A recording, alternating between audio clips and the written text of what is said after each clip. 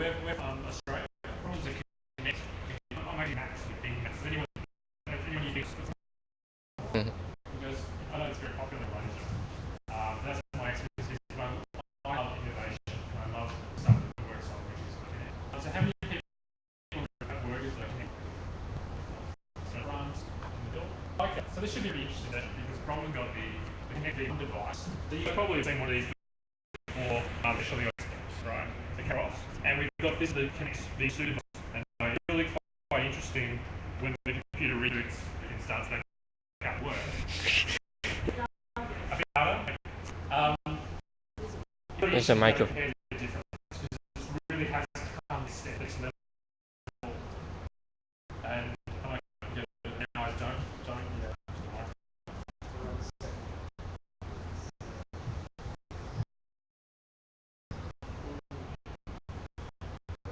Is that okay?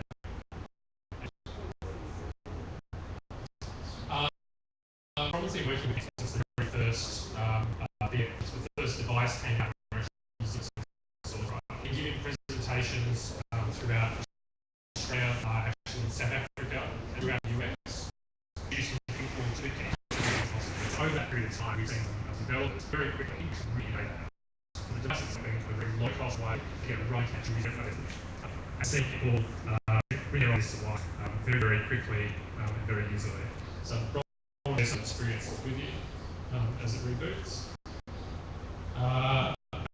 So the session itself, Bron's going to show you the new sensor, some of the old sensors, some of the differences, and then just finish up.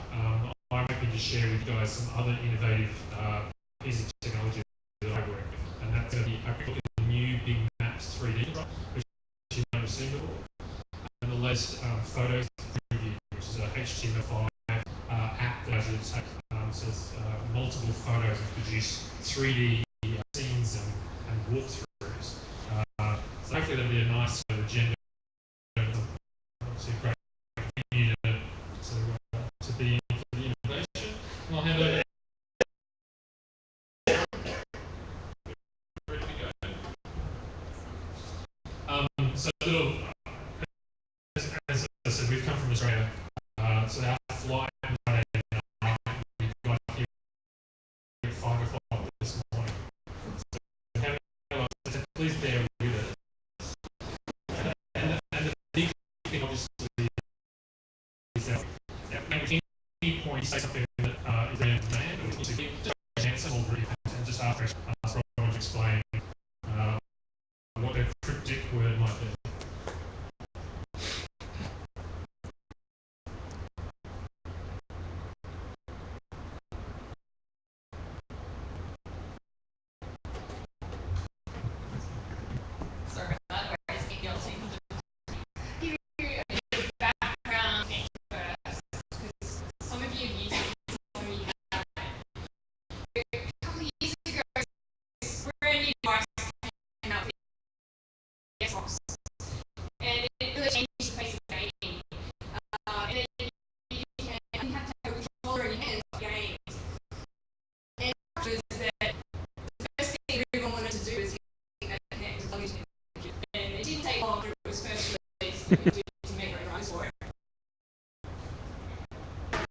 So this got so popular, Microsoft decided to support their own. Many people knew there was actually a separate device we could actually see.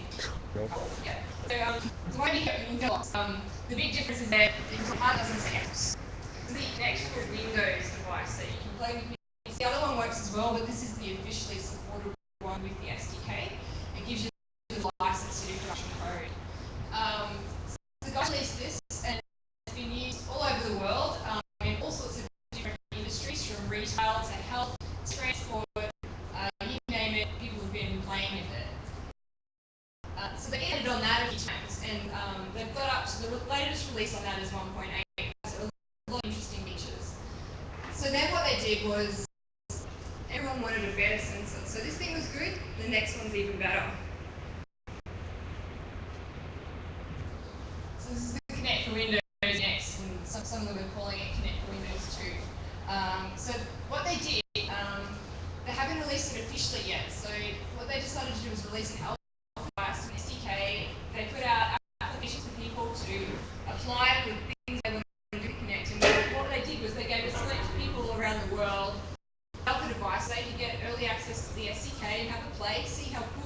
if you play with the Xbox One, it spikes because at the moment it's essentially the same device, but they're flashed everywhere and they're using different software. So at the moment they look really, really similar. I'm not sure what the end device is going to look like.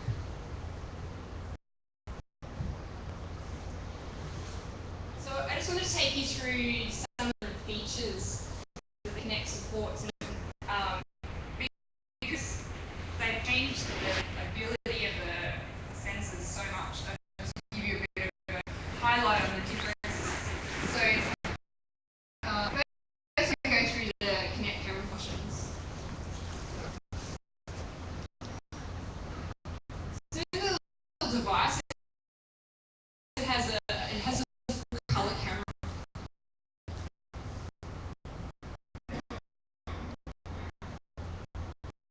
I'll give you a comparison between V1 and V2. The original one, so at most 30 frames a second. So if you were running computer, USB, on the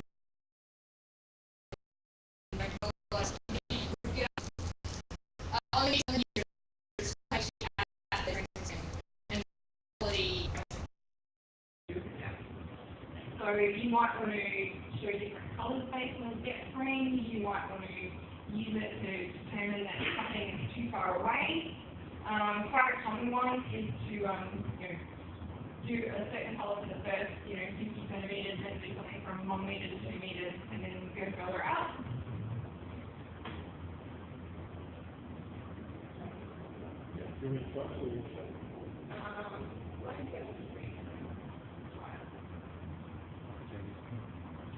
And then the last one it has is this concept of skeleton tracking. And this is one I think is really, really interesting. So the first version tracks 20 different joints on the person. And one of them is a bit like that mentioned in the photo. So it could track a hand, it could track elbows, knees, chest, but not fingers, stuff like that. What it could do is two actors, so two full body skeletons of two people, and then it would track an additional center body mass position for another full. So it could track the skeleton, but you couldn't get the whole information for everyone. And the big things like interactions, like you do on the Xbox, you pushes and stuff like that, that was through an extra software, it wasn't part of skeletal tracking back then. The new one now tracks 25 joints, so you get an extra tip. But the important thing is the stuff on the hand, so you now get a thumb joint as well.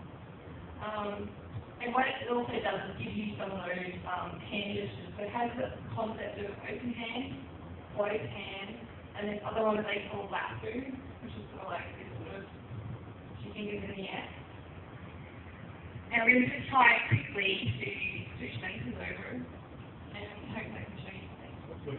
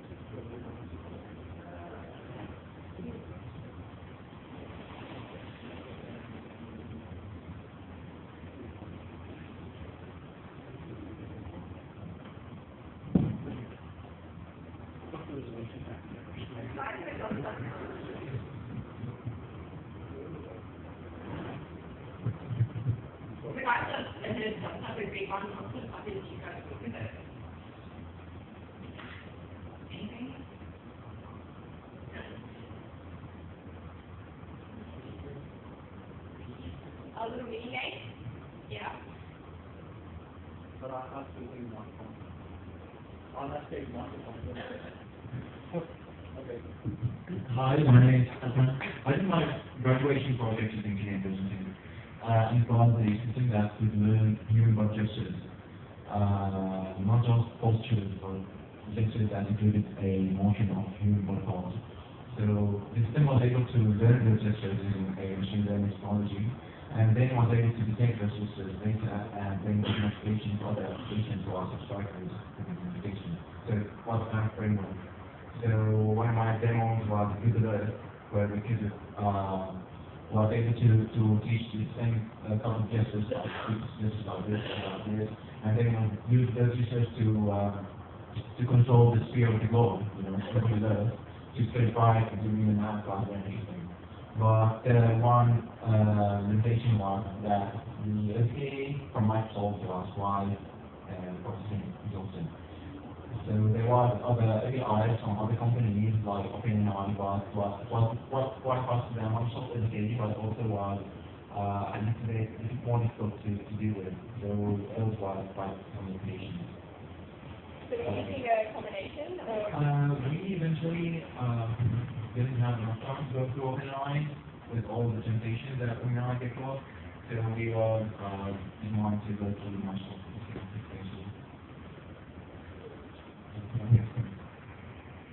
Was that the open box? No, it was the really version. Cool. So this is the body tracking demo. As you can see, it tracks us from a joint. There's a couple of different statuses. So there's 25 joints, and for each joint, it'll tell you what sort of state they're in. So there's the concept of trapped, not trapped and inferred. So the inferred ones at the moment are the ones that have got the little grey line. So at the moment, it's having trouble seeing those legs. And so I do things like put my hands on my arm, you'll see that it disappears. But it sort of has a gap at where my arm should be. It also is tracking the state of my hand. So open is green, closed is red. And if I do this two finger elastic thing, you get the elastic. And then as I turn around, it can still track me. But the interesting thing is that you can actually get, 6 people in front of the Kinect and it'll still track. So, anyone want to volunteer to come up and play with me? Yeah.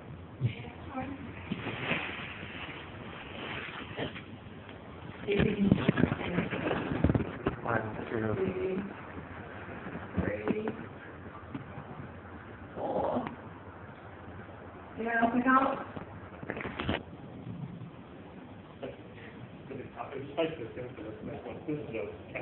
is it face recognition? Oh. 5. One more guy. Come on, get on.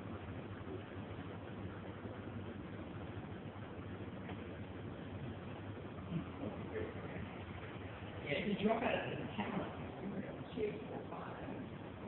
4, 5. How wide is the range? And someone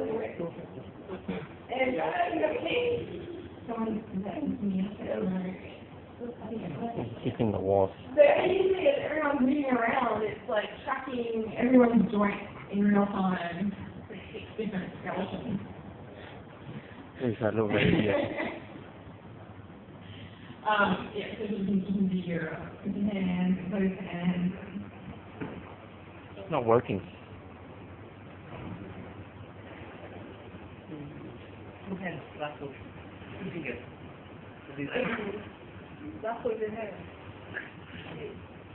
I'm doing it.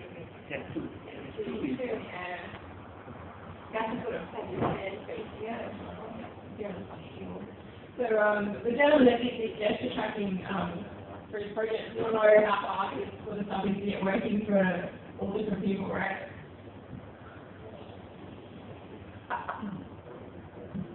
Cool, thanks guys. Okay.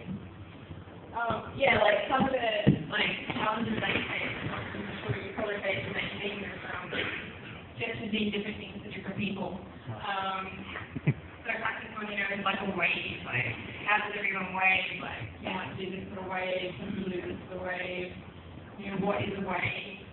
Same with like a push or a grab, like when does it close? You know, you've got basketball as a, you know, 7 foot tall that has really gigantic hands and can hold a basketball. How does that work? You know, all that sort of stuff takes a lot of processing and, you know, a lot of data. And, you know, it takes a lot of learning to get it to work with it for everyone. It's kind of cool when you use Facebook on yourself as well, like it's easy to get working. One of the big first thing we did to Kinect was we've got this little app that sort of like attract people to the stand and it was to drive a map as well. So one of the gestures was we do a zoom in and then we do a zoom out. So John, he's 6'4". When he built it against himself. So when we went there, one of the first people we used it was a little 8-year-old girl. She doesn't have 6'4" man arms. No matter how hard she tried, she could not get to the ground. It was really interesting to watch her play in front of the Kinect and work out different ways she could get around it. So we had a way to reset it. So she didn't work, but she wanted to zoom out. So she said, oh, okay, well, I'll just jump in here and make it reset. So it was interesting to watch her mind to go over how she could get around the limitations. But you know, we hadn't been able to test because we had having to have it equal as well with it.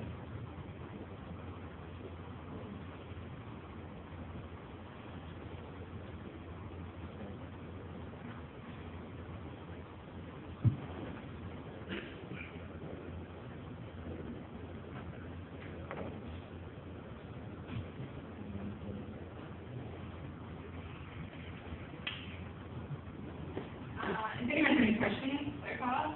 Or I haven't actually yet? Any questions?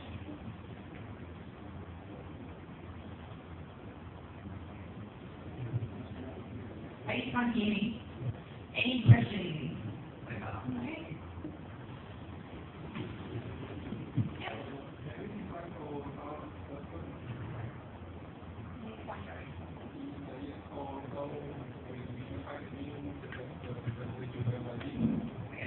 So the question was, can you define your own skeleton? So the moment is only track human beings. And they've done a lot of processing to make it only track people. So it doesn't track dogs, it doesn't track cats. I've got a little size tracking dog, and it doesn't track him either. The smallest person I've seen it track is about an 18-month-old child. Anything smaller than that, it doesn't tend to pick up the person. It tends to lock on the things like your shoulders, so it can see your shoulders and your hips. It tends to work really well. You get a room and it's not designed to track skeletons. As part of the skeleton tracking, you could, in theory, write your own. So it's like you've got the depth camera coming through. You could write your own algorithm to, you know, define a dog. But at the moment, they don't write that for you. Yep. Previously, there was a small, not sure if it was a small limitation with the vision one, which was like if I jump from myself, they connected and get that flexible. Because the infinite laser matrix for this sensor isn't just like a black object. So what that result is it?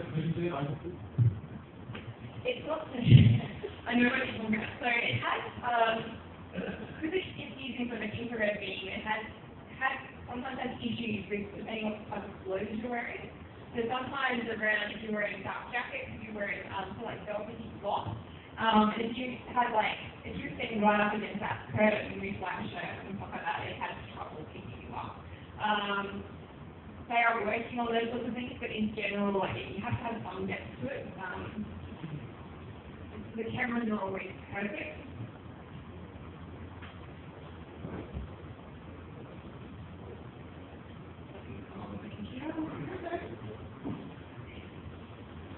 Cool, so just talk about the color camera working. So one of the other big things you'll notice with this camera is the field of view is much wider. So the original Kinect, it did have a little tilt sensor, and you can move your Kinect up and down. Now you don't need that because it's got a much wider field of view.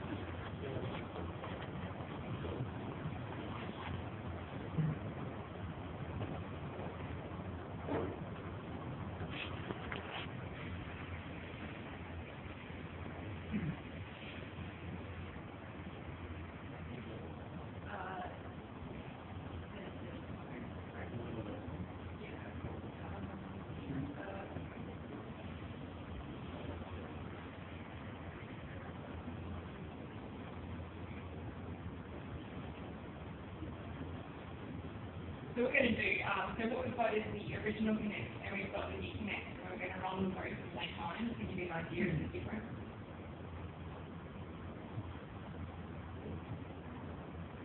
I guess bear in mind that it's going through the projectors only 1024 so the NXT is still a view and the... So this is the field of view on the original sensor and the quality that you get out of it. And then it jumps it to the other one.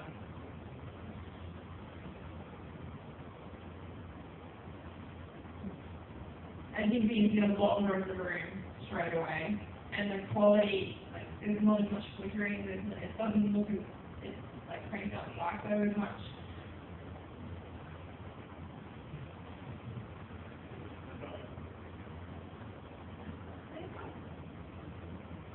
That's the difference in the colour.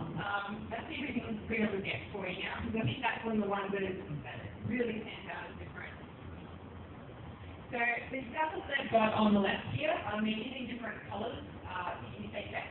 So the further I move away from the sensor, eventually it'll disappear, or become orange, red, and then as I start to move forward, everything out, until I get to the point here where it won't see me anymore, and then I'll disappear. So the original Kinect could detect people from about 60 centimetres to about 4.5 metres. And then a lot of people wanted to get a little bit closer. The difference with the Kinect remote sensor was they had this thing called the mode, which allowed you to get to 40 centimetres within the sensor. So the use case for that was people that want to do sort of like interactive kiosks, so they can get quite up close to a screen without touching it. Now this is the new depth sensor. You can see the quality difference. Like you can make out a lot more definition in my body as I move around. It's a lot less flickery. And at the moment, you don't have to flip between the in mode and far away because it's a much wider field of view. So you can see a lot more of the room in a lot more depth. Now, some of the way they did that is they have a new, the way they do this for red now, they have this type of light. And to put them up next to one another. Like that, like the one on the left is the best quality you can get out of depth. That's trying to pick out the outside of me. Compared to the other one, which I think you can see is a lot clearer. The other good example, there's a background removal example.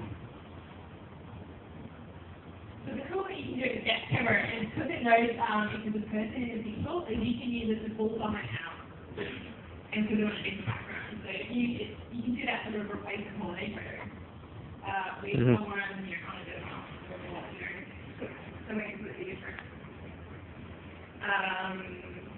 Or the special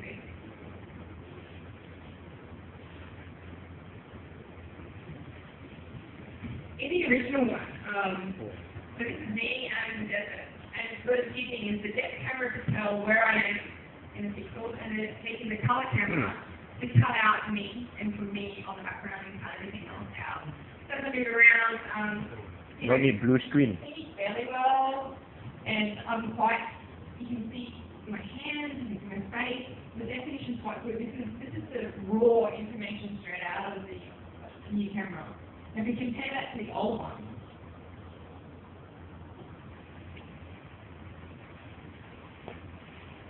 you need to Sorry. background removal.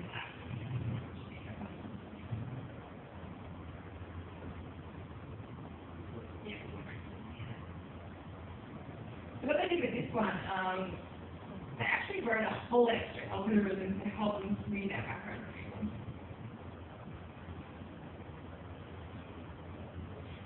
You see on this one it's a lot chunkier. Like the edges on me are way chunkier. And then if I get really close, it doesn't really work very well. And that's what you have to put that new mode on.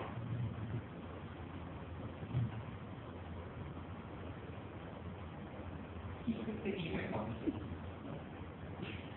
And then I can get a little bit closer than I was before and it's still picking up. Whereas the new one will just work out of the box. If you do them side by side, the definition of the new one allows you to get picked up and cut out quite a lot out of the box way more precisely than the original one. So the improvement in that coverage is quite amazing. One of my favorite features of the new sensor as well is that it has a tripod mount screw. I don't know if anyone else has had a tripod mount for the old Kinect, but it has this really proprietary connection and you have to buy a whole piece and throw it out of the way, so you can move the tripod mount. This one comes with a screw. Which I thought was really, really useful. I mean, you don't have to tripod when you're moving around the house and things like that. Yeah, and not having that tilt sensor is actually quite good as well. So you can set it up for set up the room once and it just works rather than having to adjust it for each different application.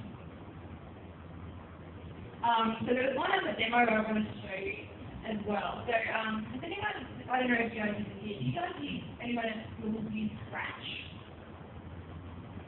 So Scratch is this, it's like a tool to help kids, generally 8-year children, to help them learn how to program.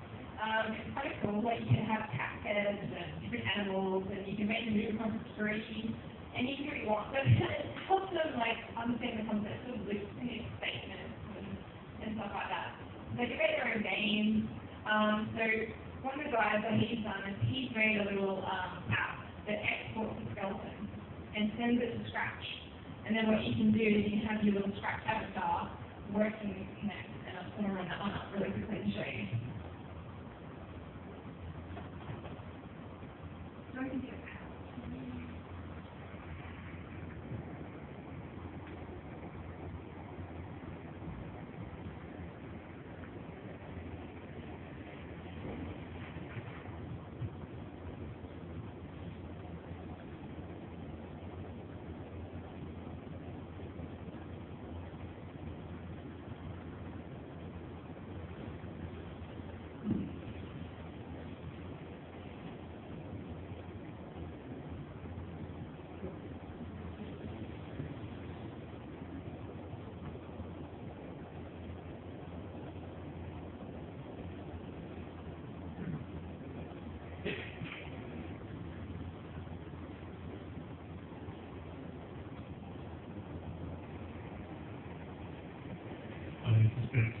Yes, sorry,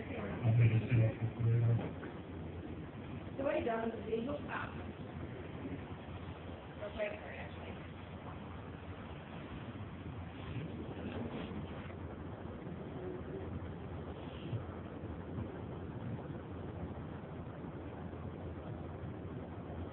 All the examples have been shown from the SDK in the way, so you would see the SDK for the original text included about 25 different samples, ranging from those basic colours, the skeletons, through to the Kinect Fusion, which can create full 3D surfaces in the Kinect.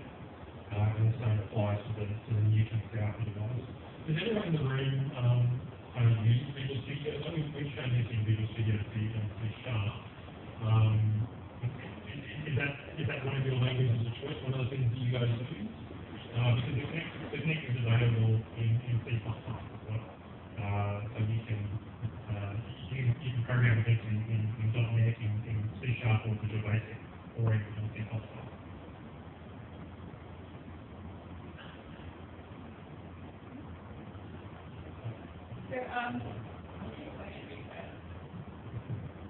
So this is Scratch, if you haven't seen it. So what we have is a cat head, and it's going to be hooked up with a head joint that comes from the Kinect. And then there's the concept of these ring joints, and that's going to be hooked up to all the other joints. So all he's doing, he just has a couple of little scripts that track the value that comes from the Kinect and put it on the screen. And you can put it, demonstrate that to show it.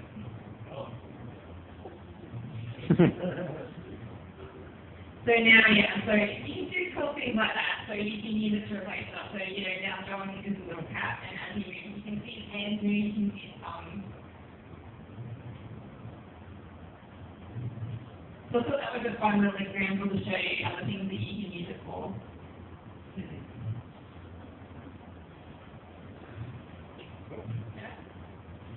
So while I'm there, I just wanted to show you some of the code, because I think some of the joint stuff is a little more interesting part of the Kinect.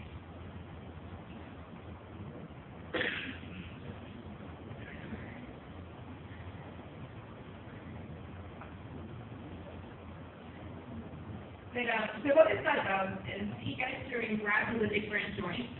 He puts them out to that other little application you probably saw pop up, and then what he does is he sends that off to Scratch, and then Scratch grabs it and then he uses the program to use it on the little cat. So what he does is he goes through and he has this concept of body joints, and then he grabs the tracking space. So that was the difference between the ones that were full coloured and then the ones that were grey before. And he's grabbing all of those, and then he's like showing them on the screen, and then he's grabbing the different X, Y values. So for every one of those joints, you get the X, Y, and Z values of them in space as well. So you can do all sorts of things that you want. So if you just want to track the head, you can just single out that one particular joint. If you just want to track a particular hand, or if you want to track the whole skeleton, it's up to you. You can go through and track a particular person. And so he's also using the hand space to pass through as well, so he sends that through. So that's whether it's open, closed, or that like two concepts.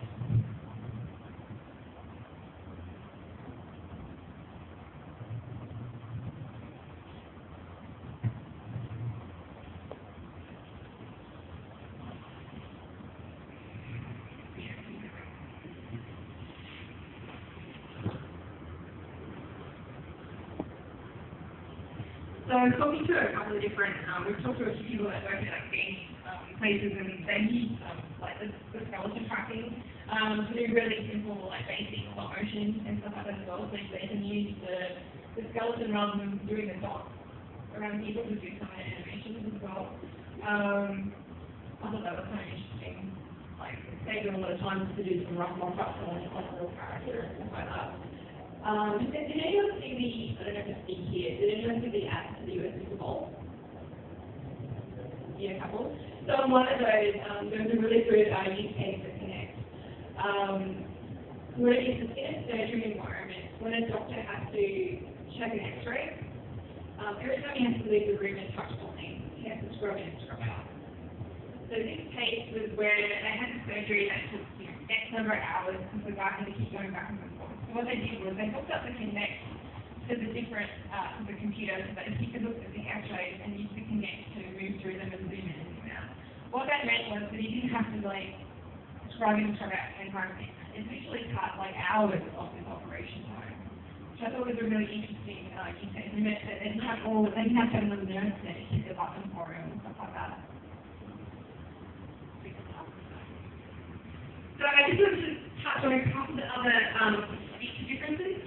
We touched on the difference between the new mode and the tilt. The first original sensor was USB 2, the new one is USB 3. That allows you to get a lot more data through the pipe, essentially. The original Kinect, you could only run a single app for a sensor, so you couldn't run two things hooked up to one Kinect. The new sensor, you can have as many apps as you want. So it has this new concept of this Kinect service, which is probably still running. So we have this thing here. This is the hub. You start that up first, and then that's what all your other apps sort of talk through.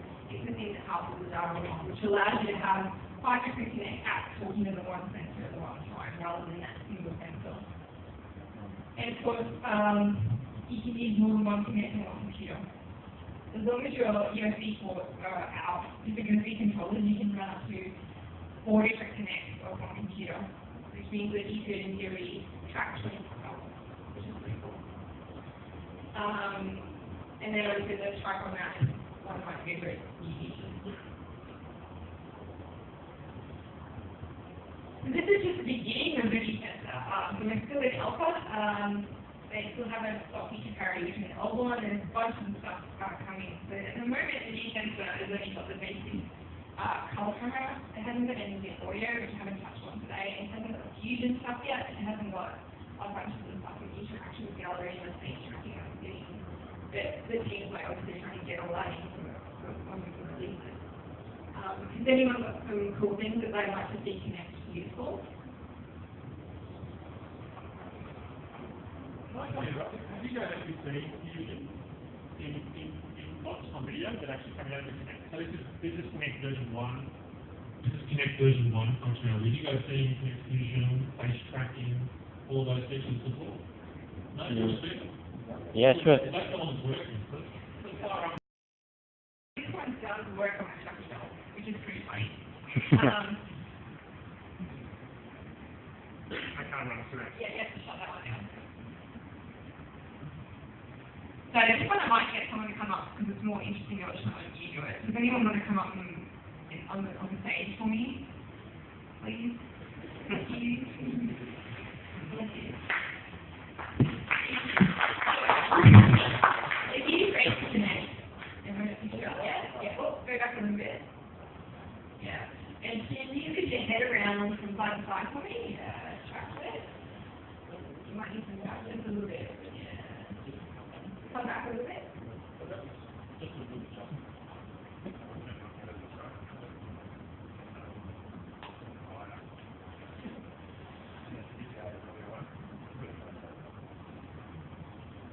So if you do a big smile for me, and then do a big black frown, and then you can get your eye around. And we can have like side to side and up and down. You see how it's like that mesh and then that animation beside it, I love the smile. Stick out your tongue. Thank you.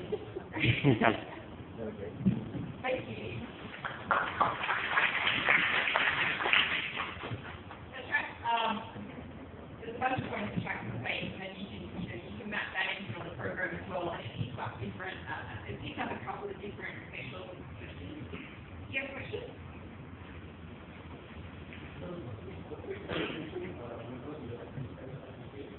Face recognition or face tracking? There's no face recognition. Mm.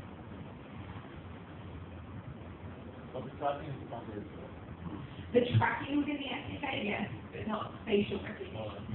If you want facial recognition, you can hook up your own, like, because it's .NET, so if you've got another, like, if you had a face recognition, like, someone else's bunch of code, you can move it in and get it to work with it.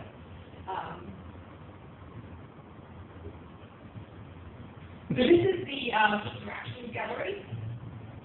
So this is where they first did some of these gestures. So this is like the push and the grab. And if anyone's got the Xbox One, you'll notice that they moved these gestures into the new version as well. Hmm.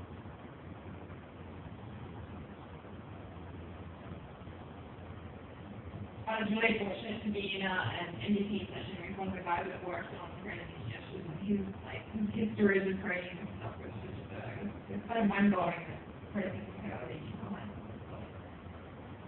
And then there's like some of the really cool things, like as John moves his hand in and out, you'll get the hand starting to like look purple, like to give people like visual indications that they're actually doing something.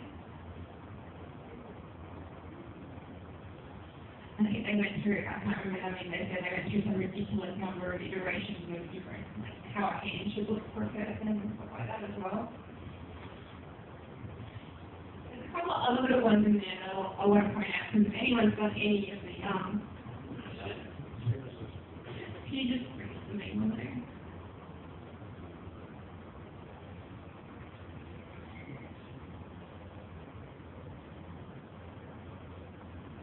As I start to come in, it picks me up and has that sort of shadow effect. And then when I get in front,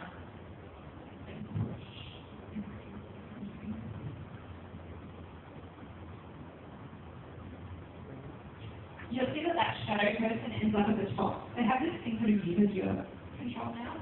I don't know if anyone else did this, but every project I wrote, you needed a way to indicate to the user that there was someone there and how you were standing on the screen.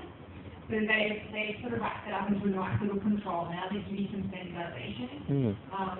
Everyone has done it like 5 different ways. And the good thing about that one is you can change the colours and stuff as well. So if you don't quite like it, you can adjust it as well. It gives you that really good starting point for a lot of the apps you're seeing. The thing that John's just brought up now is called vision. So what it does scans the room and objects, and you can export this out. So it goes around, and the more you scan, the more details get. So you're scanning out laptops and sort of detailing the keys and stuff like that. Yeah, so someone used it for a 3D printer. Yeah.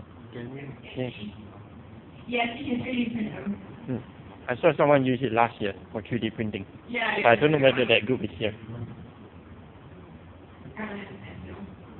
Mm.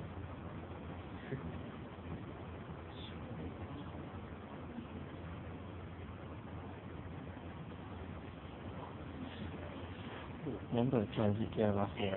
Did you go to transit here? Transit here last year.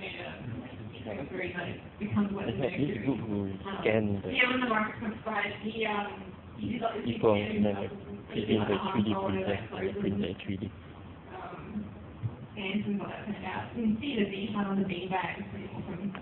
So I know that a lot of police departments have been really interested in this sort of thing.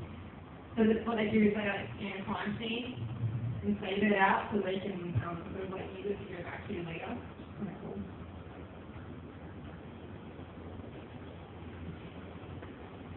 So that's fusion.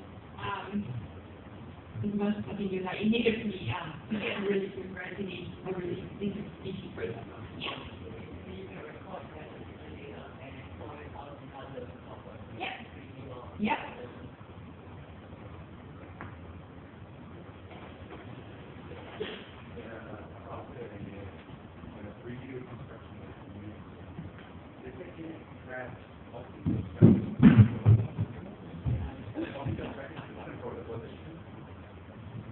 In fact, it has an optical tracking system for the position to determine the position of the key itself, or it has other ways as well. Okay, so there's a couple of different bits to it. So it knows where something is in relation to it. So it knows where something is in space in relation to it. It does have the gyroscope in it as well. The fusion thing is a bit more complicated. So there's a bunch more software that's involved there. Because you're moving the neck, you're not just having it in the station position. So they've got extra software as part of fusion. So like, mirror out all those frames to work out that it moves in space and time. Does that make sense? For me, I work with positioning systems, so I understand it. Yeah, so it won't tell you, like, by default, if you use the Kinect, it won't know that it moves. Yes. But the fusion stuff, they've wrapped up a bunch of that logic themselves to help reconstruct that 3D space as you move around it. Yeah.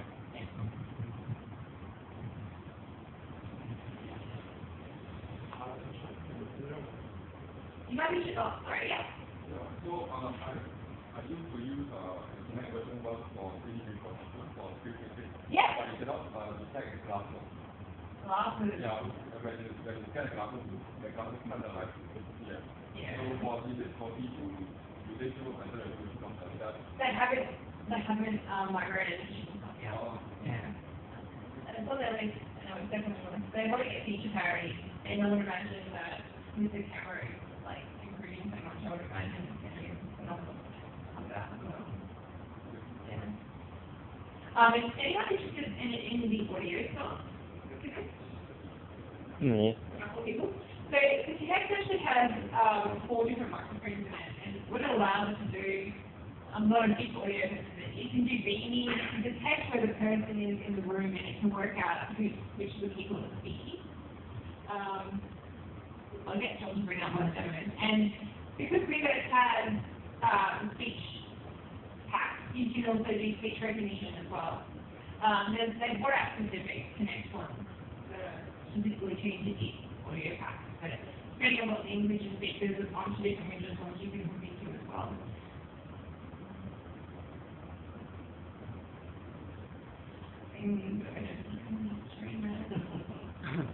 When you run this up yourself, it's the big at the bottom. Yeah, it's a bit at the bottom. So what happens is they have a little demo at the bottom, and as I walk across the Kinect, it will move that far and track where I'm talking from, but we can't. It's just in hybrid toolbar. It might help a little bit.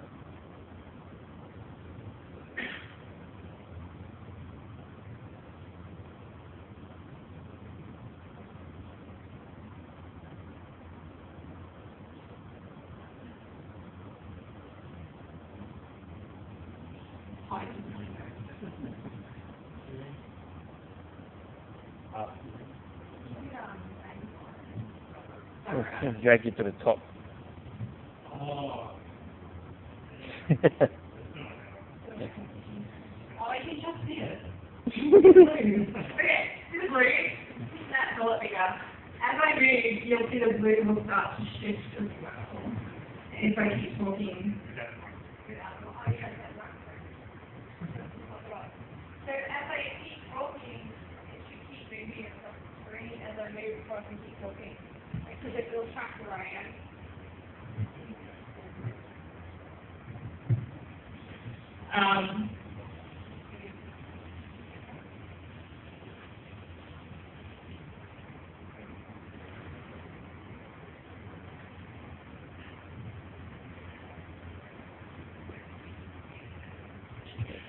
So everyone plays tic-tac-toe? Yeah.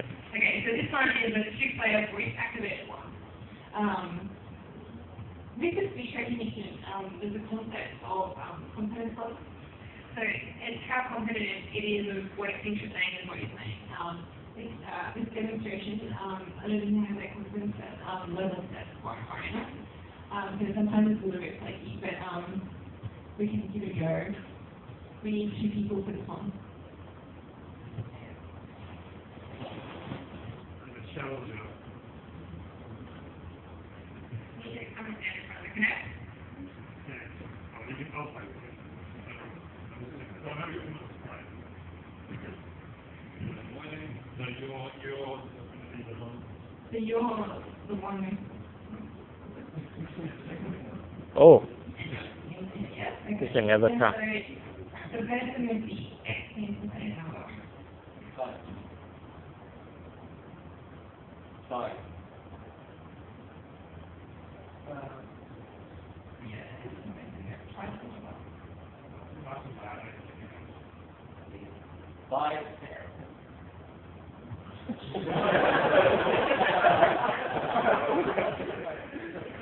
Everyone else lost. You're already prepared. 5. 9. 5. Yeah. 3. 3.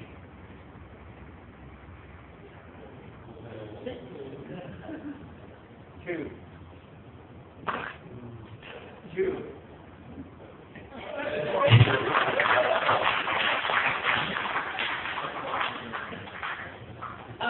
Thanks, guys.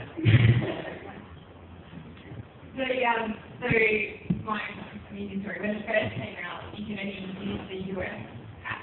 So when I first started doing I did a lot of colours. So I got really good at seeing colours in American, with an American accent, like yellow, and because otherwise they would not understand my Australian accent. It was quite amusing. So yeah, you can program it with different accents as well, there's a few different speech packs. So if you're into that audio sort of stuff, you can do some of those sort of things as well. I noticed that I started integrating that a lot into Xbox One as well, being able to explain that. I was playing Tomb Raider, and now I can like change my weapons by wearing like bow and, you know, pistol and stuff like that, which is kind of cool. But I think that gives you a really kind of good overview of the sort of cool things that we can do with Kinect. Yeah.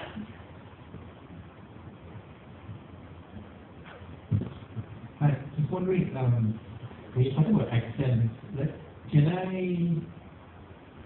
Kinect slowly customize and remember my particular accent? No.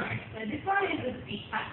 So it's been done by sampling a bunch of, like, what they do is they take a bunch of samples from someone in those countries and different age ranges and they average it out. Rather than something like the dragging type software where you train it to your particular accent. Yeah. I was thinking like if I want to set my own Xbox to remember my way of speaking, Xbox on and all those things. I was wondering.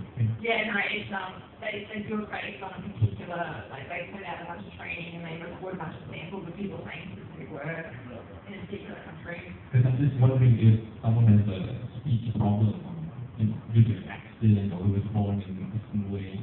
Yeah, it'd be quite cool if the Kinect can adapt to that as well, like customize a particular way of speaking for the 2.0 or At the moment, they haven't moved the audio stuff yet either. So they are moving it, but yeah, I'm not sure what they're doing. But yeah, at the moment, it's a speech pack, so it's based on. Any other questions?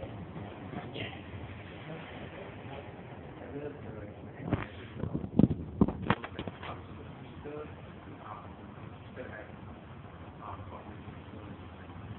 So your question is, does it filter out audio from different sources, not just the person?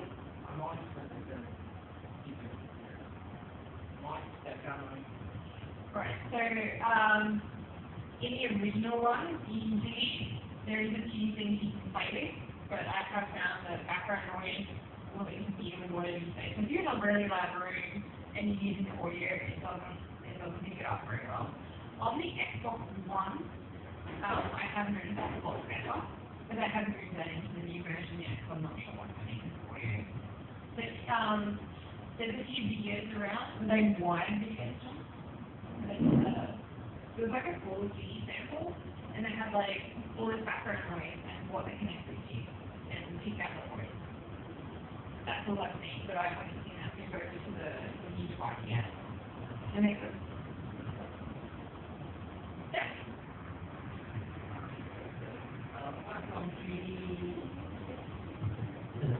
Apart from 3D data, like the diffusion rate, basically you record something 3D surface. Yep. Can you record the 3D skeleton, the joint? Yes. So that's the one to get off. So I haven't moved into this yet. So in V1 they have this thing called Kinect Studio. Pretty much it built it for us to debug stuff. So what it allows you to do is record a session and then you can play it back. So the problem I was having when I first started playing and stuff is I wanted to test like a get to the A, but I couldn't debug it while I'm standing in front of the computer. So just stand here. Oh, do that again. So what they do is they create this thing Kinect Studio, and you can record each different streams, and you can turn them on and off separately if you want all of them. And you can play it back and run it back through your debugger and step through, but you can do it WS or and so the movement is in a digital format. format? I can't remember what it's but I don't think it's something that you can easily get to at the moment. But I would like to use it as the media allowing to record that particular action and then bring it to motion builder and maybe do stuff that I usually do. Right, so the things that they have been doing is they have been writing some bridges, so that you'll see them on, we'll go back.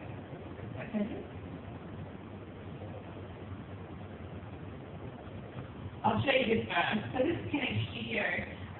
So what it does is it shows you what Kinect can see in 3D space, and you can move it around, and it's moving. And what you can do is you can turn on different things to be recorded, and then you can play them back. It's cool for a couple of different reasons, but one of them is definitely for debugging.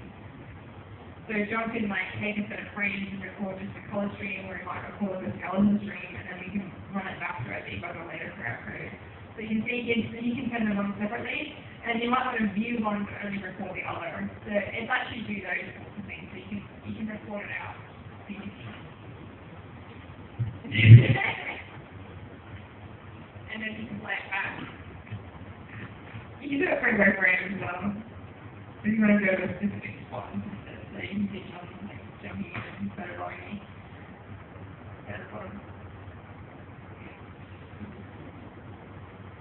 The one I think you're more interested in,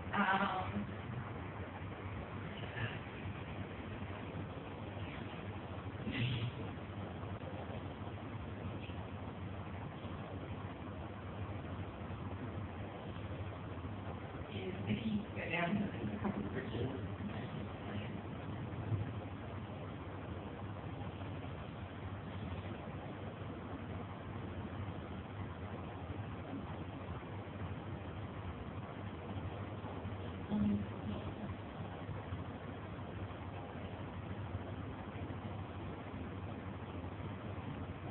There's a couple of different bridges. MATLAB and OpenCV. There's labs connect to those different ones. They're not something that I know a lot about, but they are building some of those connected into other different applications that you can use the Kinect data and things like that. It's a bit like the fractioning, so the guy's like written something to suck it out of, like he's exporting it and then using it for something else.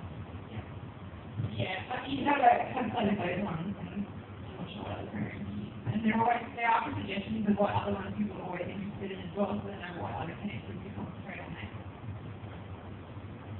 Any other questions? Yeah.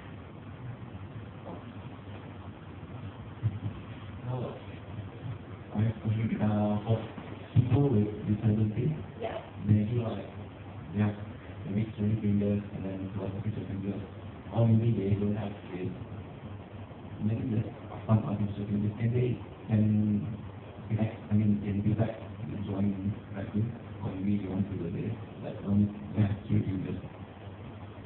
Okay, so for what I do is particular to using those 2 fingers. I haven't seen someone try it, but I would imagine if you were using a CD, it would work.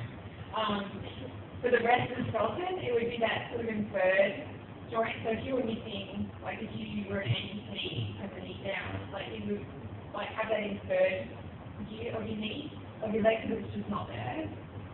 Does that make sense? I haven't seen someone use it. I would imagine if they had an artificial leg, it would work because unlike so it'd be like underneath my pants, so like you can't tell whether or not someone had a joint plate and would pick it up. It's when like they don't have anything that they would really invert it. But I don't know what happens when it looks completely different to like a normal joint. But they do use it a lot. They do use it a lot in like physiotherapy and stuff like that as well to help people repair actions.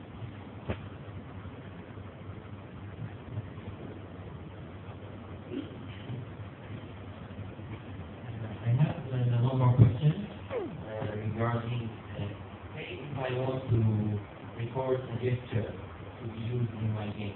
Yep. So does the SDK allow me to, for example, use some kind of neural network or machine learning algorithm to make a Kinect learn the new gesture to be used in the game? Or can I use it, second part of the question, can I use it for kinematic detection? For example, if I want to move my character in the game, so I can record the skeleton movement and apply it to move my player. Okay, so I'll answer the second bit first. The second bit is yes, definitely. So there's an amateur example.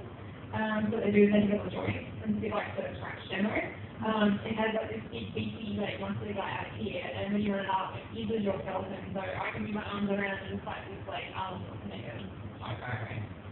Definitely for that one. You get first one, the answer is kind of complicated. There's nothing out of the box that helps you do machine learning, as is machine learning is whole sort of thesis. Yeah. What you can do is like different levels. So you can do basic, what I would call like poses. So like, detect the arm is moved a certain distance from another joint could be what you could determine as a gesture. The other way to do it is to record that specific person doing it. If you ask them to do like a circle, they're more likely to use their own circle more than once you type to them. Carl Franklin, he's done this thing called gesture pack, which is a bit like that. So you will put like a T for you, and it'll work for you, because that's how you do your T, but it won't work for someone else. Then there's the whole machine learning bit, which is a whole other level, which I'm assuming this guy will be able to hear a lot more about than I can. It's a lot of processing. Thank you so much. I just want to ask if tell about the process. There's a couple, so there's the open hand, closed hand, lap two. Yeah. Thank you so much. Yeah.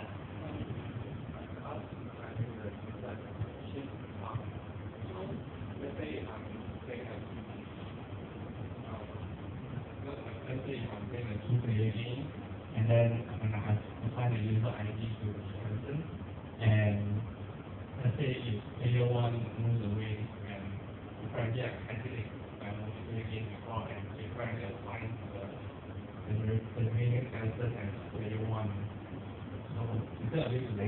So there's concept of player index.